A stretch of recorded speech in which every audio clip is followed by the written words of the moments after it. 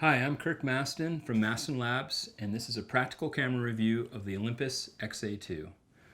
This is an incredible, tiny, pocketable camera with a 35mm 3.5 lens and zone focusing. It's about the simplest camera that I know of. The only thing simpler would be one of those disposable cameras you see at a grocery store where you use it once and you send it in for developing.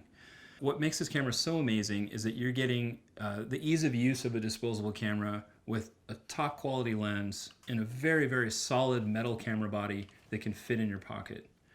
It doesn't have a flash, it doesn't have autofocus, it doesn't have a lot of things, but what it doesn't have is what makes it so amazing. This is what I think of as the Zen camera. This is possibly the best street photography camera I've ever used, because all you have to do is set one of the 3 focusing points and get it ready to shoot.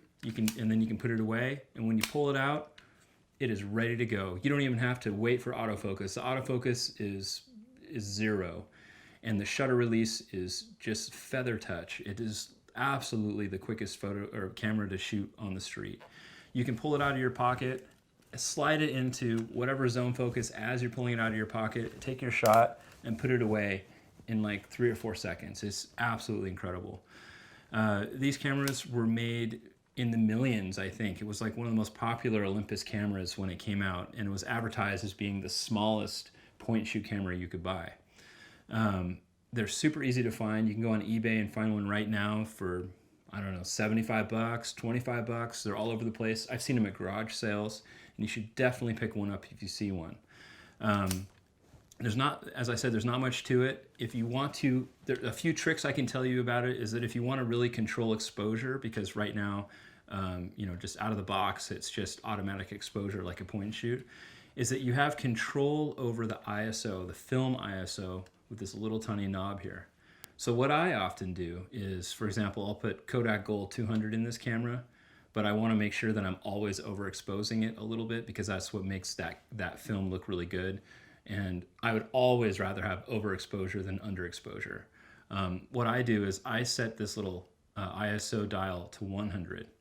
So what that means is the camera thinks that I've got 100 speed film in here, but I've actually got 200 speed. And I can take this out and shoot it wherever and know that I'm going to get a usable negative. If it's a little bit overexposed, awesome. But I know for sure, well, in most cases, that it's not going to be underexposed, which you really can't do anything with when you go to scan your film.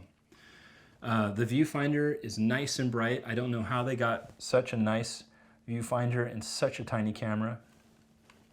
It slides open and closed easily with one thumb.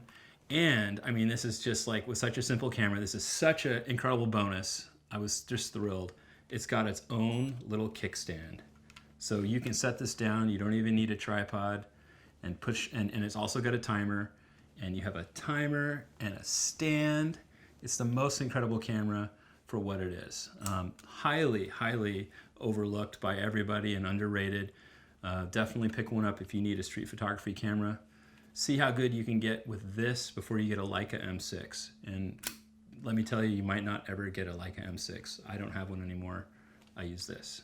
If you'd like to learn more about this camera and other film cameras, go to my blog at mastinlabs.com/blog. And you can also check out these incredible film emulation presets that I've made for Lightroom and Photoshop. Now you can just totally match your digital and your film shots together, and they are seamless. You have to see it. So thank you very much, and I've got more great reviews coming.